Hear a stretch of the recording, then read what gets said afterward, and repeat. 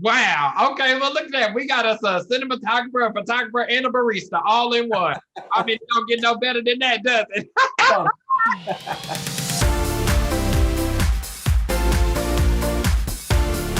Well, hello there, Peter. Welcome to my Streamys virtual red carpet. How are you?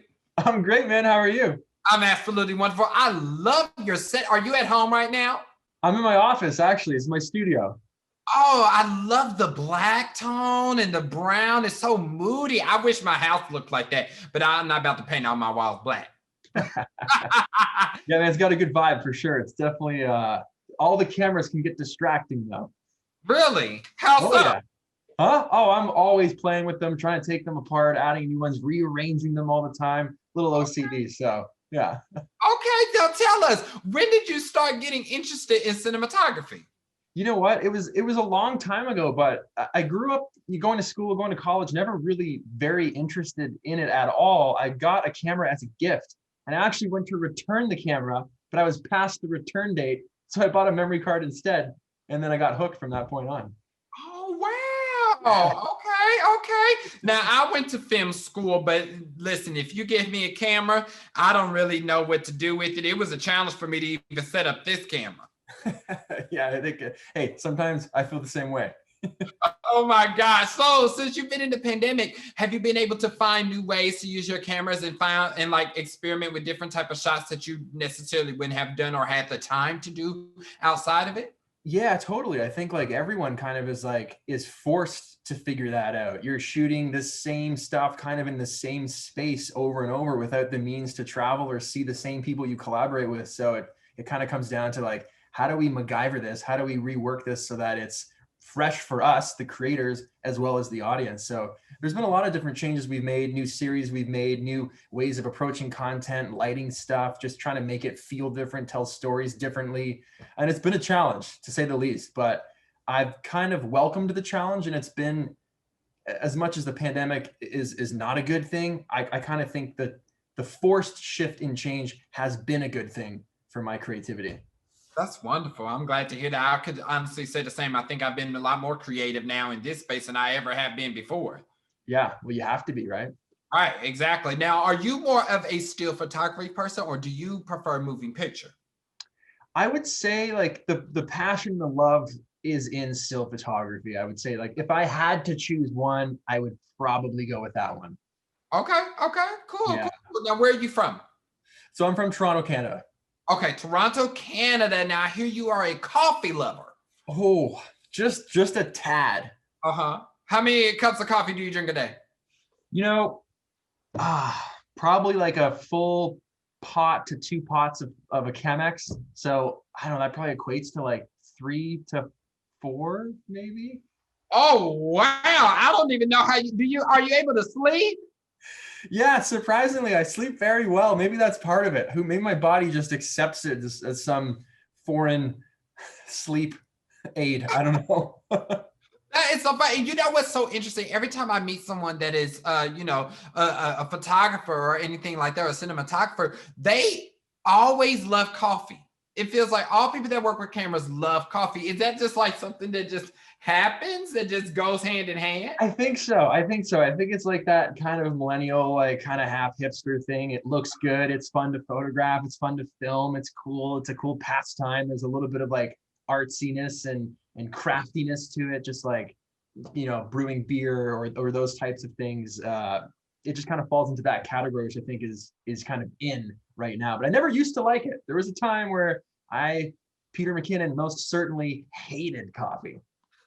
Really? And now was that as a young child?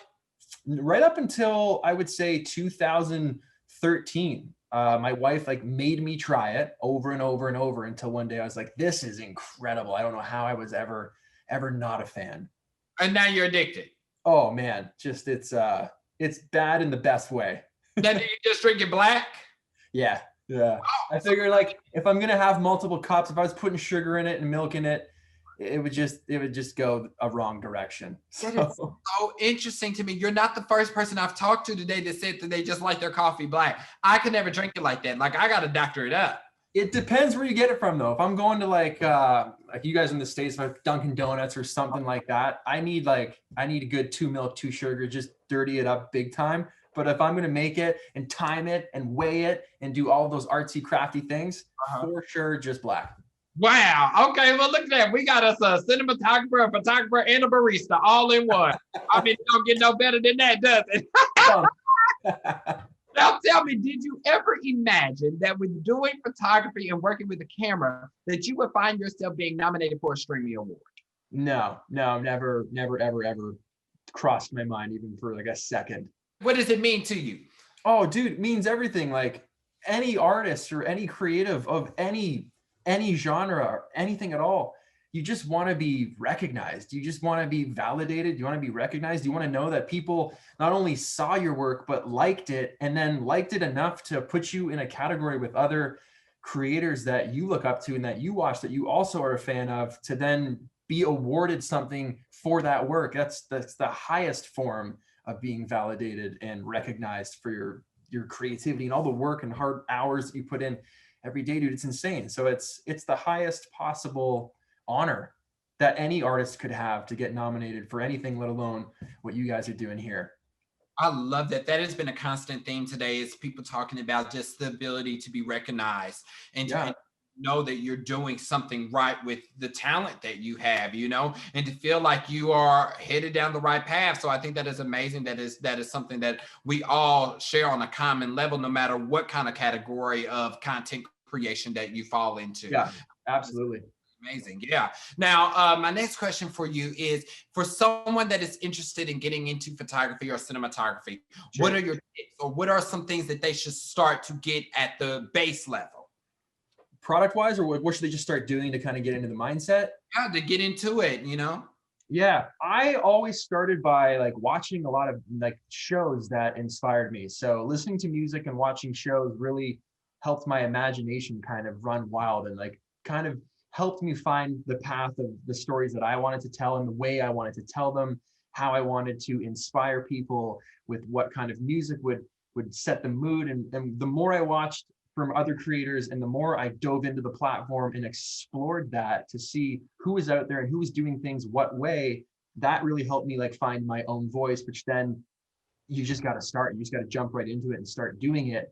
And then that's when you start crafting yourself. That's when you start molding your own skill sets. You start to see yourself from the outside as a viewer, looking back at your own videos and your own work, basically being able to pinpoint what you're good at, what you're not at, what you like direction wise. So, and you can't do that unless you just start doing it, which is probably, again, a theme that you hear a lot from creators. You just got to start. If you're bad, no matter the gear, no matter how little or much time you have, get something down. Absolutely. I mean, practice makes perfect. That's what they always tell us. Yeah, it is. So what is next for Peter? What's next? Well, I'm working on a documentary film right now that got cut short because of COVID-19. So I'm super excited to get back into that. It's starting to be planned again. So that's very exciting.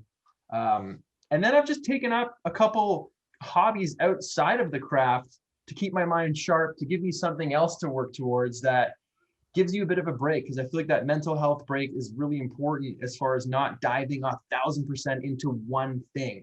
So I've actually taken up billiards, and I want to get really, really good at playing pool. Okay, I can see that. Now, yeah. Is it you and your wife? No, me and like my editor that works here, the both of us, we're in this together. So we practice all the time when we're editing a video, we render it out, we go downstairs, shoot a couple racks, come back up, watch some on TV, go back to editing, but it's a nice break. But in the professional world, I'm looking forward to finishing that documentary and then probably moving into more work that's long form.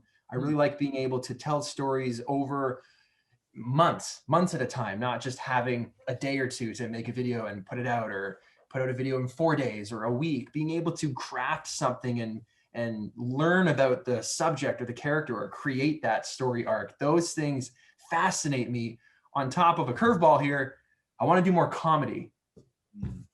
I love that. Okay, because I'm in the comedy space, so I'm excited to see that. Yeah, I'd love to do more like scripted sketches and stuff like that. Yeah, okay, well, wait, you call me if you need an Let's actor. go. I'll come do it. Let's go. I love it. Well, thank you so much. Congratulations on your nomination. I wish you nothing but success and have a wonderful night at the Streamys. Dude, thanks so much, man. Of course. Thank you.